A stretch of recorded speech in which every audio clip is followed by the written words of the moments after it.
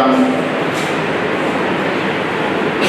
درس و بحث کا آغاز پچھلے جلسے سے شروع ہوا تھا، وہ اپنے دوسرے مرحلے میں آئے ہیں۔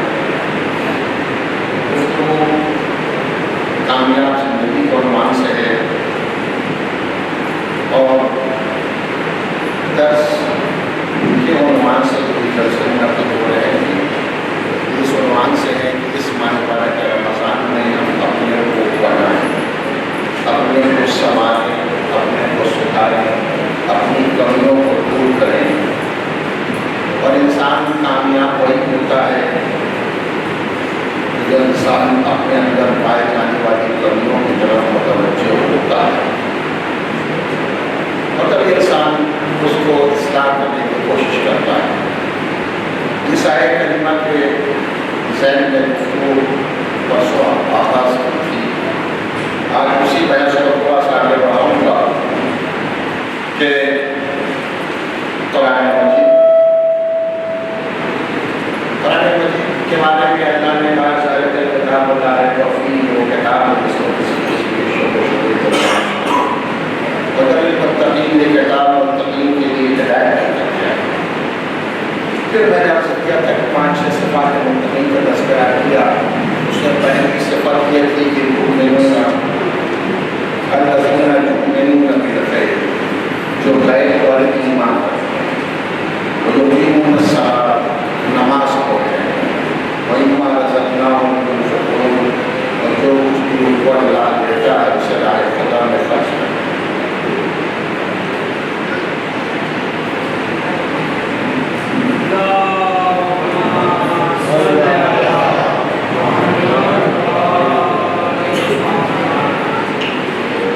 بحث ہماری یہ ہے کہ ہمیں سب سے پہلے مرحلے میں صاحب ایمان ہونا ہے۔ اگرچہ ہم غور کریں تب ایسا ہوتا ہے کہ ہمارے معاشرے اور سماج میں بھی اور ہر معاشرے اور سماج میں بھی ایمان کی مختلف قسمیں دکھائی دیتی ہیں۔ ایمان کی مختلف قسمیں نظر آتی ہیں۔ ہم یہ چاہتے ہیں کہ بچوں نوجوان اس بات پر متوجہ رہے کہ ایمان کتنے طریقے کا ہوتا ہے، اور پھر اس کے بعد یہ محسوس کریں کہ ہم ایمان کے کس مرحلے پر ہیں۔ آخری رزلٹ یہ ہوگا کہ پھر اسلام نے جس کو حقیقی طور سے ایمان مانا ہے وہ کون سا ایمان ہے، آیا اس وہ ایمان ہمارے اندر پایا جاتا ہے یا نہیں پایا جاتا۔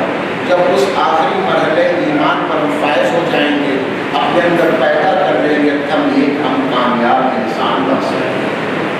میں اپنے بچوں نوجوانوں کے لیے جلدی سے گفتگو کروں کا ٹائم آج کم ہے، تاخیر ہو گئی، لیکن اپنی بات کو مکمل کرنا ہے۔ ایمان کے چند مرحلے، چند قسمیں میں چاہتا ہوں کہ ذرا توجہ سے آپ سنیں، شاید کوئی بات آپ کے بچوں تک پہنچ سکے۔ بات ایمان کی پہلی قسم کا نام ہے ٹمپریری ایمان۔ ایک ایمان ہوتا ہے وقتی اور ٹمپریری ایمان، کہ جب انسان کے پاس وقت پڑتا ہے تو انسان صاحب ایمان بن جاتا ہے، وقت نکل جاتا ہے تو انسان بے ایمان ہو جاتا ہے، انسان بھول جایا کرتا ہے۔ اور یہ وہ قسم ہے جس کی طرف قرآن مجید نے بھی اشارہ کیا کہ اذا رکبوا فی الفلک دعوا اللہ مخلصین، جو وہ کشتی پر ناؤ پہ سوار ہوتے ہیں پر آپ کو اخلاص کے ساتھ گزارتے ہیں، یعنی جب کبھی مشکل میں پھنس جاتے ہیں اور دریا میں کشتی ان کی مشکار میں آ جاتی ہے تو وہ اللہ کو پکارتے ہیں۔ فلما نجاہم الی البر، لیکن جب ہم ان کو خشکی تک، زمین تک نجات دے کر کے پہنچا دیتے ہیں تو انسان کے مشکل ہوتا ہے۔ یعنی کیا ہوا، یعنی جب مشکل پڑی تو ہم بن گئے صاحب ایمان، اور جیسے ہی مشکل ختم ہوئی ویسے ہی ہم بھول ہی گئے کہ کس نے ہماری مدد کی۔ دوسرے مقام پر قرآن اس انداز سے اور بھی کہہ رہا ہے کہ اذا مس الانسان الضر، جب انسان کو ہم کوئی مشکل پیش آتی ہے، جو انسان کسی مصیبت میں مبتلا ہوتا ہے تو دعانا، وہ مجھ کو پکارتا ہے، قائما وقائما، اٹھتا ہے تو پکارتا ہے، بیٹھتا ہے، لیٹتا ہے تو پکارتا ہے، بیٹھتا ہے تو پکارتا ہے، لیکن جب ہم اپنی رحمت کے سہارے اس کی مشکل کو، اس کی مصیبتوں کو ختم کر دیتے ہیں، اس کے مسائل کو حل کر دیتے ہیں، تو ہمارے پاس سے ایسے گزر جاتا ہے جیسے اس نے ہمیں پکارا ہی۔ تو ایمان کی ایک قسم میں نے قرآن کے حوالے سے عرض کر دی کہ اس کا نام ہے ٹیمپریری ایمان۔ اب ہم کو محسوس کرنا ہے کہ یہ ایمان کی وہ قسم ہے جو ہر زمانے میں پائی جاتی ہے، سینکڑوں سال سے ہزاروں سال سے بعد پائی جاتی ہے، کہ جب انسان مشکل میں گرفتار ہوا تو صاحب ایمان بن گیا، اور جیسے ہی مشکل مرتفع ہوئی ویسے انسان بھول جاتا ہے کہ مشکل کس نے ہماری حل کی ہے۔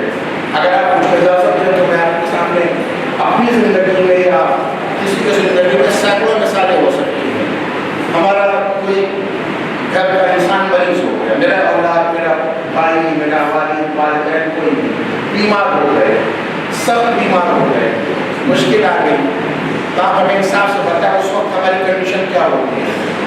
مسجد کے علاوہ ہمیں کچھ دکھائی نہیں دیتا، کوئی کام ہم غلط کرنے کو تیار نہیں ہوتے، 2 رکعت کے بجائے 4 رکعت نماز پڑھتے ہیں، مجموعوں میں جتنی دعائیں ہو سکتی ہیں سب کو پڑھ ڈالتے ہیں، اب سوائے اللہ کے ہمیں کچھ دکھائی نہیں دیتا۔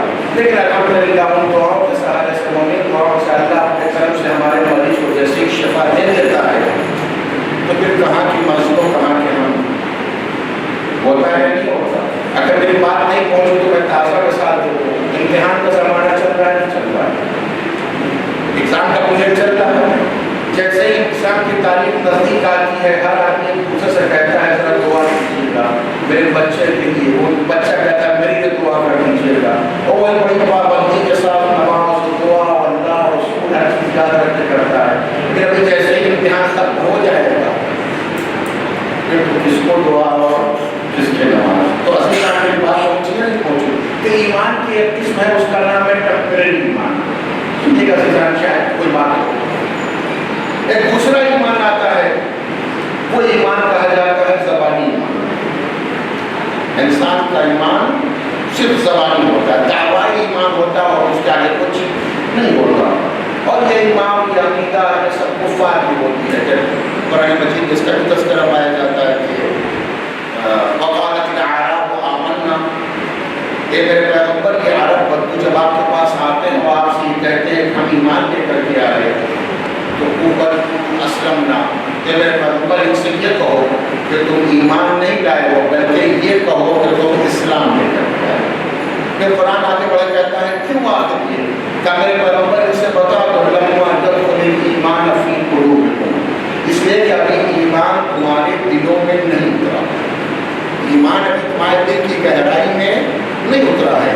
یعنی اس کا مطلب کیا ہوا کہ یہ ایک زبانی ایمان ہوتا ہے، جو زبان پر گھومتا رہتا ہے، دل کی گہرائی میں نہیں اترتا، تو جب تک زبانی دعویٰ چلا کرتا ہے تب تک وہ اسلام کہا جاتا ہے۔ جس دن زبان سے نکل کر کے دل کی گہرائیوں تک اتر جاتا ہے اس وقت اسے کیا کہا جاتا ہے؟ حقیقی ایمان کہا جاتا ہے۔ اگر آپ میرے ساتھ یہاں تک آئیں تو اپنی بات کو جوڑ تاکہ اس باتیں ہماری اسلامی طور سے وہ حاصل ہوتی چلی جائیں، تو اللہ سے کو پروردگار نے بتا کہ تو دلوں کے حال کو جانتا ہے، تیرا پیغمبر جانتا تھا، نبی کے پاس کوئی آیا اس نے کہا کہ ہم ایمان لے کر کے آئے، تو جان رہا ہے، تیرا نبی جان رہا ہے کہ ایمان ہے یا اسلام ہے، زبانی دعویٰ کر رہا ہے یا اس کے دل کی گہرائی میں اتر چکا ہے، تو مالک ہم کیا کریں؟ ہم تو کچھ نہیں جانتے، ہمارے سامنے تو جو آگے جو کہے گا ہم مان لیں گے، کہے گا مومن ہم مان لیں گے، ہمارے پاس تو کچھ معیار ہے یا نہیں؟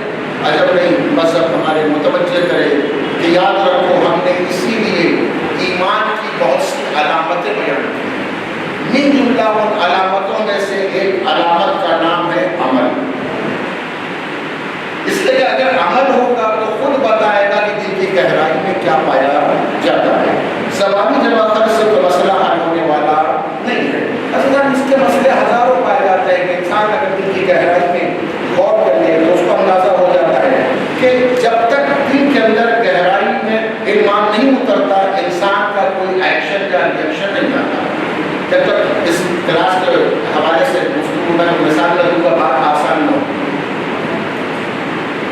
آپ ہمیں انصاف سے بتائیں، مثلا یہ ہال ہے ہمارا، ہم یہاں بیٹھے ہوتے ہیں، یہاں لائٹ چل رہی ہے، اس کی کھڑکیاں موجود ہیں، باہر سے دیکھنے والا، ابھی لائٹ جلتی رہے گی تو باہر دیکھنے والا باہر سے کیا محسوس کرے گا کہ اس کے اندر لائٹ جل رہی ہے؟ کیوں؟ اس لیے کہ کھڑکیوں سے، گلاس سے روشنی باہر جا رہی ہے، تو باہر سے دیکھ کے اس بات کا پتہ لگایا جائے گا کہ اندر روشنی ہے، لیکن اسے آپ آف کر دیں تو نور باہر نہیں دکھائی دے گا۔ تو اس کا مطلب کیا ہوتا ہے کہ جو اندر چیز ہوتی ہے باہر بتانے والی کوئی نہ کوئی چیز ضرور ہوا کرتی ہے۔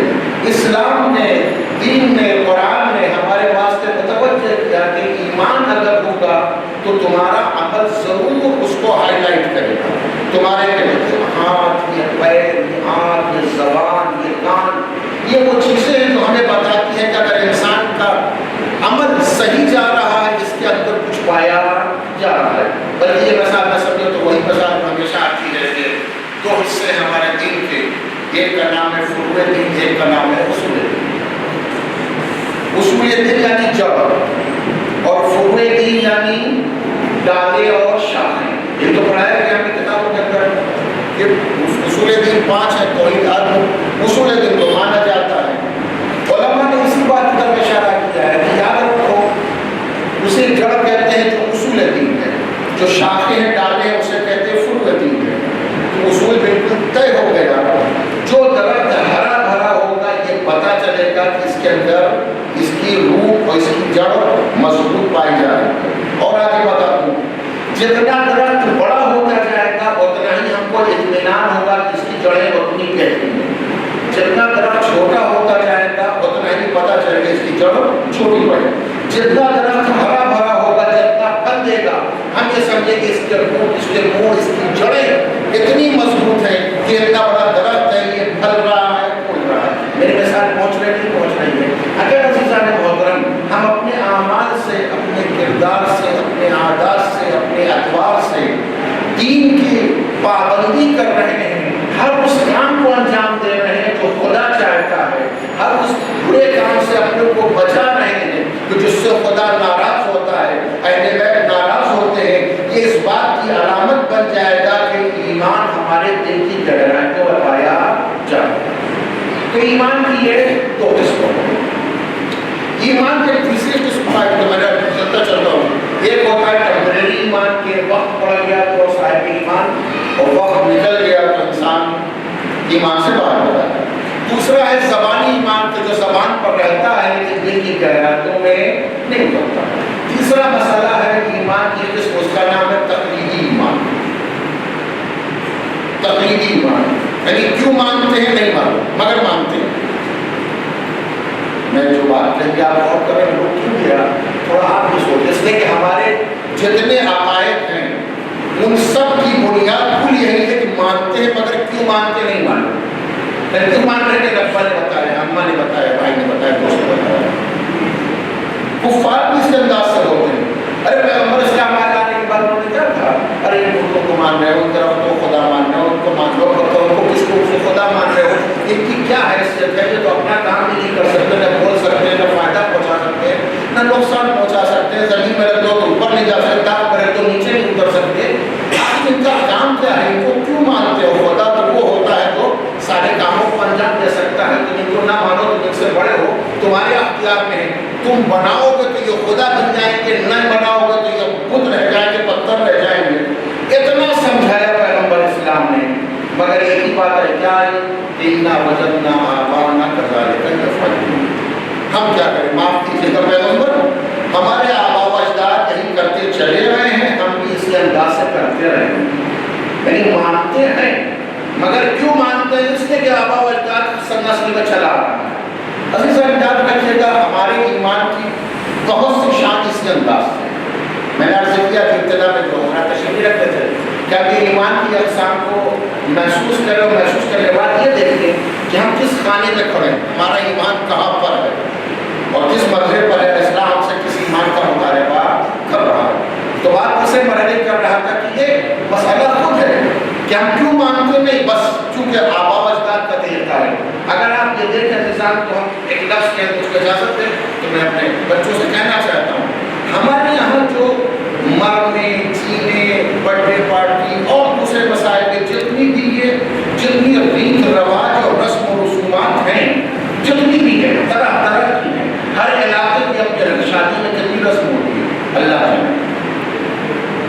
حتیٰ کہ مرنے والے مسائل کے درمیان آپ دیکھیں ہر آدمی ایک رائے لے کے کھڑا ہو جاتا ہے توضیح مسائل کے مقابلے کے اندر، ولادت کے مسئلے میں ہو، جشن کے مسئلے میں ہو، برتھ ڈے پارٹی میں، ہزار قسم کے مسائل ہیں، ہم سب میں دیکھیں ہم کچھ نہ کچھ کرتے رہتے ہیں، اس میں کچھ عقلی کے کبھی معیار پر اترتے ہیں اور بعض کام تو ایسے ہوتے ہیں جو عقل سے بالکل باہر ہوتے ہیں مگر سب کرتے چلے جاتے ہیں۔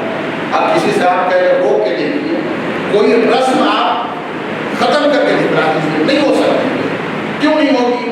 ارے کہنے تو ہوتا چلا آیا ہے، مطلب بتائیے وہ جو کفار و مشرکین کہہ رہے تھے کہ یہی ہوتا چلا ہے وہی ہم مان رہے ہیں، تو اگر ہم بھی اسی راہ پر آگے بڑھ رہے ہیں تو پھر اپنے کو 1400 برس کے بعد کا ایڈوانس مسلمان نہ کہیں، ہم اسی خانے میں کھڑے ہو سکتے ہیں جہاں پر کفار و مشرکین کھڑے ہیں۔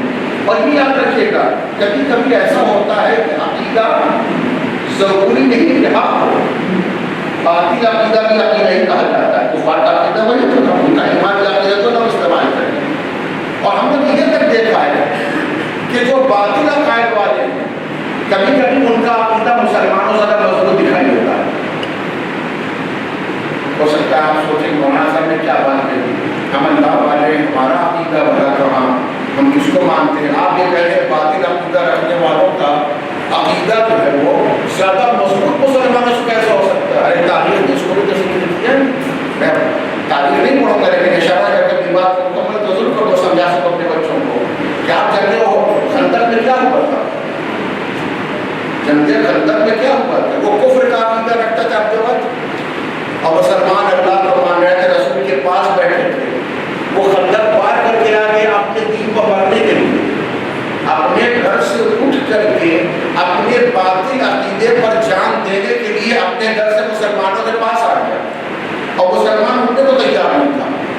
اور اس کے مقابلے میں آپ کا سب سنا ہوا ہے جو واقعہ نہیں پڑھنا لیکن بات تو سمجھ متوجہ نہیں متوجہ ہے، یعنی ان کا ماننا کیا ہے کہ اٹھنے کو تیار نہیں اور وہ ہے وہ اپنے عقیدے کو جان دینے کو تیار ہے۔ آگے یاد بھی دے رہا تھا مسلمانوں تمہارا عقیدہ ہے کہ وہ مار دو گے تو غازی آؤ گے تب بھی جھڑک بن جاؤ گے تو شہید آؤ گے تب بھی جھڑک کے دو ہاتھ میں لڈو ہے تمہارے، آ جاؤ ہمارے کو کر جاؤ مجھے مار دو یا مر دو جنت تو مل جائے، ساری چیز یاد بھی دلائی اس نے مگر مسلمان ہونے کو تیار نہیں ہوا ہے۔ یعنی وہ اپنے عقیدے میں اتنا مضبوط تھا، اتنا مضبوط و محکم تھا کہ اپنے مذہب کو جان دینے کے واسطے وہاں سے یہاں چلا آیا، اور ہم ہیں کہ یہاں پہ اب مسلمان ہے کہ اب ایسا اٹھنے کو تیار نہیں۔ میں نے یہ بات کیوں سنائی؟ اس لیے کہ جب عقیدہ کمزور ہوتا ہے انسان تبھی یہ باتیں پیدا ہوتی ہیں کہ انسان مذہب کو فالو نہیں کر پاتا۔ عقیدہ جب کمزور ہوتا ہے تو مذہب کے اصول پر عمل کرنا، بلکہ ہم گفتگو کر بچوں سے ہو رہی تھی اسی بات کو تھوڑا جوڑ کر کے آگے بڑھانا چاہتا ہوں کہ جب ہمارا عقیدہ کمزور ہوتا ہے تو ہم وقت وہ آ جاتا ہے کہ ہم اپنا مذہب اور اپنی پہچان کو چھپانے لگتے ہیں۔ پھر کیا مجھے یہاں کی گفتگو نہیں لیکن کامن گفتگو کرتا ہوں اس کا سننے کی بات یہ نہ کہے کہ مولانا آ کر کے مجھ کو برا کہہ دے، لیکن کامن گفتگو میں کرنا چاہتا ہوں، وہ کرتا رہتا ہوں۔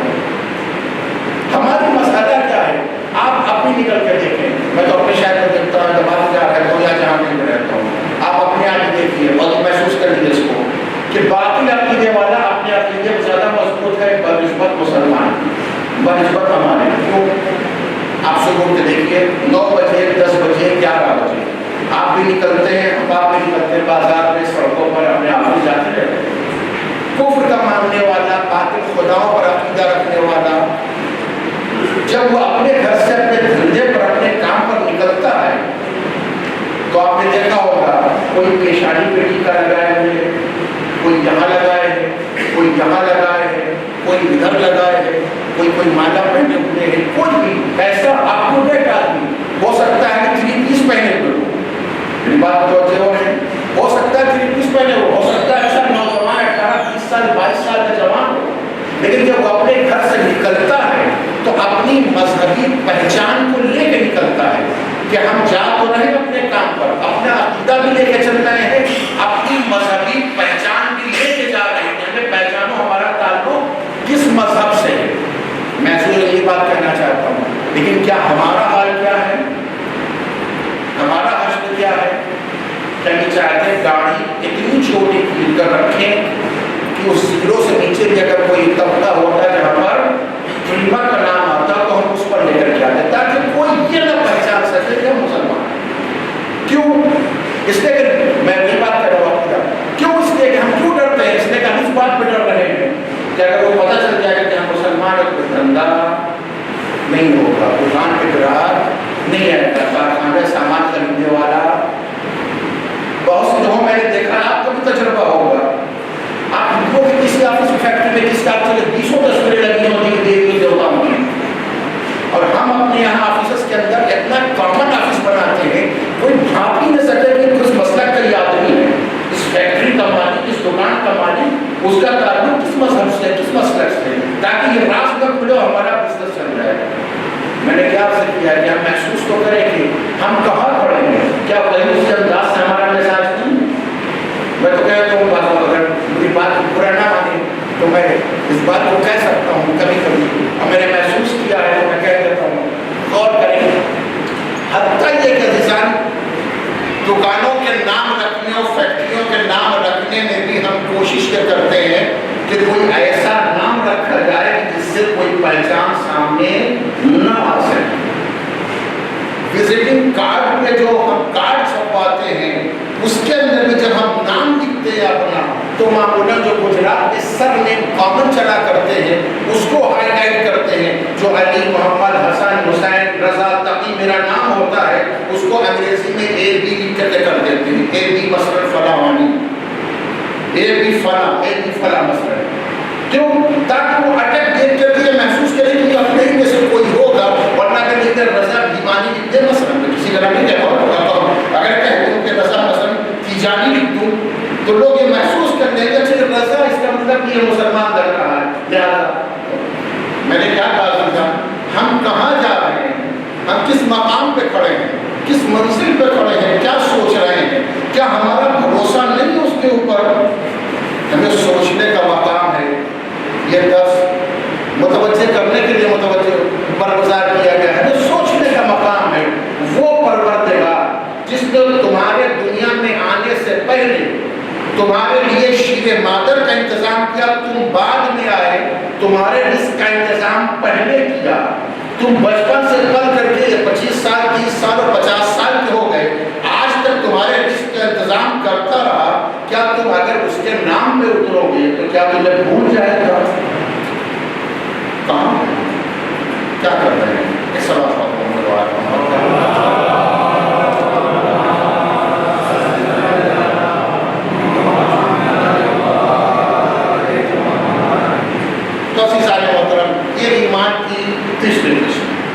ईमान की चौथी किस्म, उसका नाम है ईमान है परमानेंट, टेम्परेरी नहीं, ज़बानी नहीं, दिल की गहराई में उतरा हुआ है, तकलीफ नहीं है बल्कि तहरीर की बुनियाद। मौलाना तहरीर साहब ने तहरीर यानी छानबीन की बुनियाद।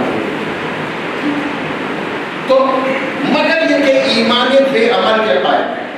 आप ईमान देखिए मेरा, बहुत से लोग मिलेंगे, अरे नमाज नमाज क्या देख रहा है, ईमान देखिए, ईमान इससे बड़ा ईमान शायद ईमान कोई नहीं है। अजीजों ईमान क्या देखें, दिल का ऑपरेशन करें, कहाँ से पता चलेगा कौन सा ईमान, कहाँ से ईमान? कहते नहीं, बस आप समझिए मैं मोमिन पक्का मुत्तकी परहेज़गार आदमी हूँ, देखिए मेरा ईमान देखिए, आप मुझको महसूस कीजिए। तो कैसे देखा जाए, कैसे पता चलेगा? तो मैंने अभी आपसे किया था कि जब कभी भी कोई अकीदा होगा, कोई ईमान होगा, कोई फिक्र होगी, अमल से बहरहाल वो जाहिर हो जाएगा। अगर मुझे इजाजत दें, बच्चे मेरे पास टाइम चलिए, मैं बहुत कुछ कहना था लेकिन चलिए समय जिसमें मुकम्मल करूँगा। तर्ज़ कर रहा था कि ये मसला होता है नहीं होता कि अमल चाहिए, अमल अकीदे की पहचान होता है, अमल ईमान को बताता है। एक मिसाल जल्दी सुन लीजिए ताकि हमारी बात सामने आए कि जब अकीदा होता है तो अमल सामने आता है। मिसाल है, एक साहब थे, वो मस्जिद में गए नमाज पढ़ने के लिए, ज़ोहर का वक्त था, मस्जिद पहुँचे नमाज के लिए। उन्होंने देखा कि 3-4 आदमी मस्जिद में और बैठे हुए हैं, तो यहीं से शैतान ने अपनी चाबी चलाई और इनको मुतवज्जे किया कि अब आप अपने को ان لوگوں پر یہ ثابت کرے کہ آپ بہت بڑے مسلمان ہیں، بڑے پکے دیدار ہیں، آپ کو نماز بہت اچھی آتی ہے۔ نتیجے کے طور پر ہم نے یہ طے کیا، میں نے یہ طے کیا کہ نماز رہے یا نہ رہے برتری ثابت ہو جائے، ہم ان کے اوپر اپنے کو یہ ثابت کر لے جائیں کہ بہت بڑی تیاری ہے۔ اب یہ بھی بھول گئے کہ نماز زور سے پڑھی جاتی ہے کہ آہستہ، اب اس کا قربان ہو جائے لیکن امیج تو بچ جائے، پرسنالٹی تو ہماری بن جائے۔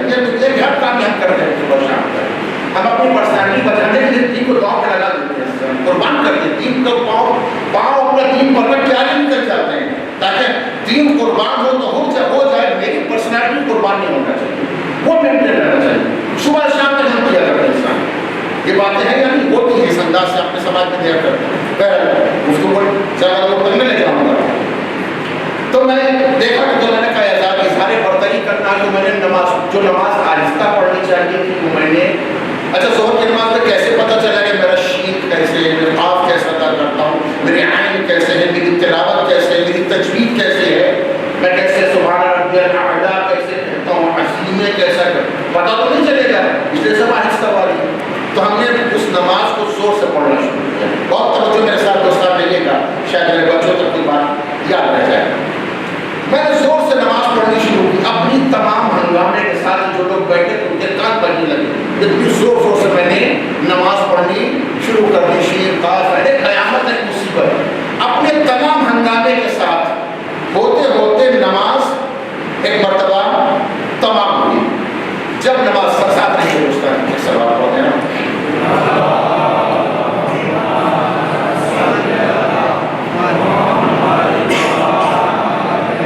نماز جیسی اپنے تمام ہنگامے کے ساتھ تمام ہوئی، وہ 3-4 آدمی جو بیٹھے تھے ان میں سے ایک صاحب اٹھ کر کے آئے اور آ کے کہنے لگے مجھ سے کہ بھائی صاحب آپ تو نماز پڑھ ٹھیک ہے آپ بات، لیکن وہ جو کرتے پائجامے وہ ہمارے ساتھ ایک صاحب بیٹھے ہوئے ہیں وہ مولانا صاحب ہیں۔ میں نے کیا بتایا، وہ کون ہے؟ مولانا صاحب۔ جیسے ہی میں نے سنا کہ وہ مولانا صاحب ہیں، یعنی ہم سے زیادہ جانتے ہیں، مولانا ہی تو ہیں، کر کیا دیں گے؟ چلیے موضوع نہیں ہے، آپ کر نہ دیں گے، ماں کو دیں گے نہیں، خالی یہ پتہ چل گیا کہ وہ مولانا صاحب ہیں۔ بہت توجہ دوستان، میرے مثال کو نہ کیجیے گا، جیسے ہی پتہ چل گیا مولانا صاحب ہے۔ اب جو نماز عصر کے لیے میں اٹھا تو جو تکبیر مستحب ہے زور سے کہیں جائے وہ بھی خاموش، جو ذکر میں رکوع میں سجدوں میں جو مستحب ہے کہ باوا سے بلند پڑ جائے وہ بھی خاموش۔ آپ نے فرق محسوس کیا نہیں محسوس کیا؟ کیا ہوا کہ جب تک ہمیں یہ نہیں معلوم تھا کہ کوئی ہم سے بڑا پڑھا لکھا ہمارے عمل کو دیکھ رہا ہے تو ہمارا عمل آزاد تھا، جو چاہے کر رہے تھے، لیکن جیسے ہی اس بات کا عقیدہ اور ایمان پیدا ہو گیا، وہی لفظ استعمال کرو، جیسے اس بات کا عقیدہ اور ایمان پیدا ہو گیا کہ کوئی پڑھا لکھا ہمارے کام کو دیکھ رہا ہے، جو خرابی عمل تھی وہ خوبی عمل میں تبدیل ہو گئی۔ یہ بات پہنچی یا نہیں پہنچی؟ بات مکمل ہے، یعنی اس کا مطلب کیا ہوا کہ جب انسان کو اس بات کا یقین پیدا ہو جاتا ہے کہ کوئی دیکھ رہا ہے تو انسان پھر غلط کام نہیں کرتا۔ اب لفظ کہہ دوں، اگر ایک عالم دین کے وجود کا خیال خرابی عمل کو، عمل کی برائی کو اچھائی میں تبدیل کر سکتی ہے، تو اگر خدا کا عقیدہ اور ایمان ہمارے دل میں رہے تو کیا گناہ کرنے کی جرأت کریں گے؟ ہمت کریں گے؟ عزیز و دعوت دن برات ہم کہتے ہیں اللہ کو حاصل، نہ اللہ کو حاصل مانتے ہیں نہ اللہ کو نازل مانتے ہیں۔ اگر حاصل و نازل مانتے ہوتے تو کبھی گناہ نہ کرتے، اتنے بڑے گناہ دن رات کرتے ہیں اور پھر سیدھا کام کیا کرنا ہے، بعد میں کھڑا ہو جاتا ہے، ٹھیک ہے، اس کے رحمت سے ہم مایوس نہیں ہوتے۔ مگر یہ ہوتا ہے، یہ کیوں ہو جاتا ہے؟ اس لیے کہ ہم پہچانتے نہیں ہیں، ہمارا عقیدہ ماننے کو سب کچھ ہے مگر دل کی گہرائیوں میں اس حد تک نہیں اترا۔ بچوں کو واقعہ پڑھا نہیں پڑھا، وہ جو استاد دے دیا تھا چڑیا ذبح کرنے کتابوں میں لکھا ہے کہ استاد در کلاس میں بچوں کو، ایک بچے کو بہت دوست رکھتا تھا، بہت چاہتا تھا، لوگ اسے حسد کہنے کہ آپ ایک بچے کو چاہتے ہیں باقی کے ساتھ برابر سلوک نہیں کرتے، تو اس نے کہا کوئی بات نہیں ہے کہ اس نے 4-5-10 چڑیاں منگوائی کو رہیا جو بھی آپ کہیں انہیں سب کو دیا کہ جاؤ جا کر کے اس کو جا کے ذبح کر کے لے کر کے آؤ، لیکن خیال رہے ایسی جگہ ذبح کرنا جہاں کوئی دیکھے نہیں۔ سارے بچے گئے سب ذبح کر کے لے گئے، جس کو استاد سب زیادہ چاہتا تھا وہ زندہ پکڑ کے بھی لے کر کے آیا۔ جیسے ہی وہ آیا تو سب بچے ہنسنے لگے، اچھا آپ اسی کو بہت چاہتے تھے، آخر اس کو کیوں اتنا چاہتے ہیں کہ زندہ لے کر کے آیا؟ اس نے کہا تم کو پہلے پوچھے تو معاملہ کیا ہے؟ اس بچوں کو آگے بلایا، کہا بیٹا بتاؤ کہ زندہ کیوں لے کر کے آئے؟ کہا مسئلہ یہ کہ میں جہاں گیا وہاں ایک دیکھنے والا موجود تھا۔ میری بات پہنچ رہی کہ پہنچ رہی؟ یہ واٹس ایپ کے اوپر، یہ سوشل میڈیا کے اوپر، یہ رات کی تنہائیوں میں، یہ بستروں پر، یہ اکیلے کمرے کے اندر، یہ لحاف کے اندر، یہ بلینکٹ اوڑھ کر کے جو دنیا میں 1000 گناہ ڈیلی ہم انجام دیتے ہیں، یہ کاہے کا نتیجہ ہے؟ یہ اس بات کا نتیجہ ہے کہ ہم خدا کو مانتے تو ضرور ہیں مگر خدا ہمارے اندر اترا نہیں ہے۔ لفظ بدل دوں، یعنی اللہ کو نہ ہم حاضر مانتے ہیں نہ ناظر مانتے ہیں۔ ہوتا ہے چیزا کا مطلب ایک جگہ محسوس کر، بس بات مکمل کر دوں، 1 منٹ اور بس ہو گیا، میں 1 منٹ اور جاتے تھے اس لیے خلاف ہوا سے لیٹ ہوا۔ ایک جگہ مسجد کے اندر چوری ہوا کرتی تھی، رسمی حضرات سمجھدار تھے، انہوں نے ایک دن لکھ دیا، ایک بورڈ لگا دیا، خدا کے واسطے مسجد سے چوری نہ کرو، اللہ دیکھ رہا ہے۔ پھر چوری ہونے لگی، اس نے کہا معاملہ ٹھیک نہیں ہے۔ کچھ دیر بعد ایک بورڈ لگا دیا، مسجد میں CCTV کیمرہ لگ گیا ہے۔ میری بات پہنچ گئی، ساری چوری بند ہو گئی۔ کیوں بند ہو گئی؟ اس لیے کہ ہم یہ جان رہے ہیں کہ اب وہ دیکھ رہا ہے۔ میری بات پہنچ گئی، میں بار بار کیوں ریپیٹ کر رہا ہوں؟ پہلے ہم دل کی گہرائیوں خدا کو اتار تو سکیں، دعوے کو دن بھر کیا کرتے ہیں۔ تو جیسے ہی CCTV کیمرہ، ارے عزیزان جس سگنل کے اوپر یہ معلوم ہے ہمیں کہ CCTV کیمرہ لگا ہوا ہے، ہم اس کو نہیں توڑتے، اور جس پر یہ معلوم ہے کہ سگنل نہیں لگا، کیمرہ نہیں لگا ہوا ہے، اس کو فوراً توڑ دیتے ہیں۔ کیوں؟ اس لیے کہ ہم یہ جان رہے ہیں کوئی ہمارے کام کو دیکھ رہا ہے۔ عزیزوں، صبح سے لے کر شام تک اگر اپنی زندگی کے اندر ہم کسی دیکھنے والی مشین کا اگر اعتبار پیدا کر لیتے ہیں تو جرم کرنے سے بچنے لگتے ہیں۔ تو اگر خدائے قدیر کا، خدائے سمیع کا، خدائے بصیر کا اگر عقیدہ پیدا کر لیں تو پھر ہم میں کسی میں جرت نہیں ہے کہ ہم گناہ کر سکیں۔ اور آخر جملہ کہ ایمان کی 4 اس میں ذکر کر دی، ایک ٹیمپریری ایمان ہوتا ہے، ایک زبانی ایمان ہوتا ہے، ایک تقلید کا ایمان ہوتا ہے، ایک ایمان بے عمل ہوتا ہے۔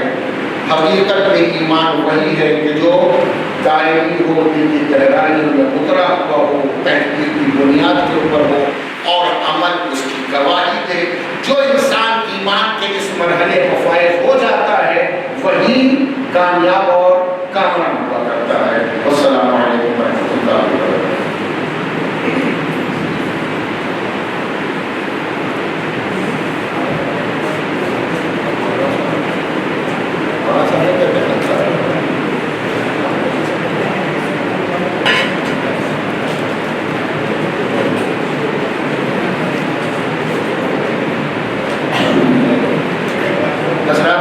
وقت تمام ہو چکا ہے آپ کے لیے، میرے لیے وقت ہے، میں حاضر ہوں۔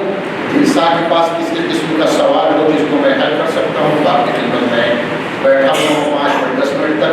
کسی قسم کے سوالات کو آپ لے کر کے انشاءاللہ خدا چاہے گا تو آپ کو اس سے جواب سے مطمئن کر دوں انشاءاللہ۔ بہرحال یہ پرچیاں ہیں جو بہت کم ہیں مگر اس کے درمیان ایک کا انتخاب ہوا ہے کہ جو حضرات پہلے تشریف لے کر کے آئے تھے اگر دیکھیں گے وہ برادر ہے کون سا جلالی مہدی حسن، جلالی مہدی حسن صاحب۔